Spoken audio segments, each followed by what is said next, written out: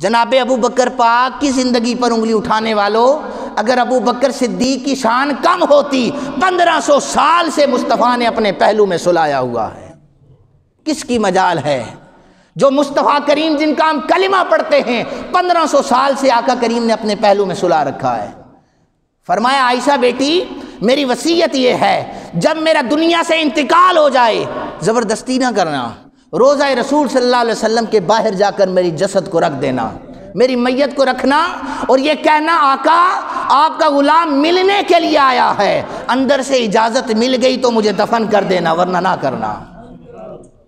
حضرت عائشہ کہتی ہیں میں نے خواب دیکھا تھا کہ میرے حجرے میں 3 حجرے اور بنیں گے، مجھے خبر نہ تھی، بس سیدنا ابو بکر پاک کا انتقال ہوا، میں نے میت کو وہاں پر رکھوایا، عرش کی کملی والے آقا آپ کا غلام ملنے آیا ہے، اندر سے آواز آئی میرے غلام کو میرے پاس آنے دو۔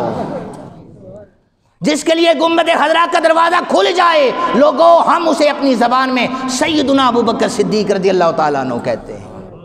ان کی اہل بیت سے محبت کیا تھی سنیے گا ذرا، آخری بات، اہل بیت سے محبت کیا تھی؟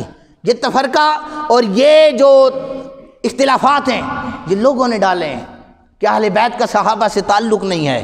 کیوں نہیں ہے تعلق؟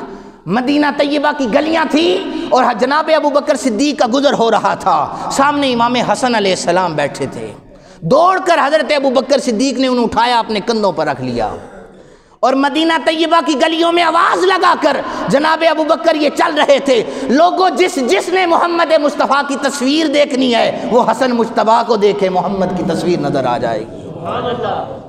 کیونکہ امام حسن سر سے لے کے ناف تک سرکار دو عالم صلی اللہ علیہ وسلم کے مشابہ تھے، امام حسین ناف سے لے کے پاؤں تک مصطفیٰ کریم کے مشابہ تھے۔ جناب ابو بکر کہہ رہے ہیں لوگوں شبیہم بن نبی صلی اللہ علیہ وآلہ وسلم، جس نے مصطفیٰ کریم کی تصویر دیکھنی ہے وہ امام حسن مجتبیٰ کا دیدار کر لے۔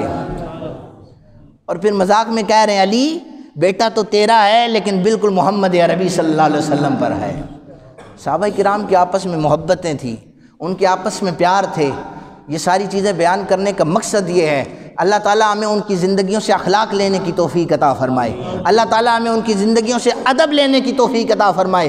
جس طرح وہ پیار اور محبت سے رہتے تھے، رسالت امام صلی اللہ علیہ وسلم کی سیرت پر عمل کیا کرتے تھے، ہمیں بھی ان جیسا ادب، عمل، اخلاق پیدا کرنے کی توفیق عطا فرمائے۔ اللہ تعالیٰ سے دعا ہے اللہ تعالیٰ ہمیں باعمل انسان بنائے۔ وما علینا الا البلاغ المبین۔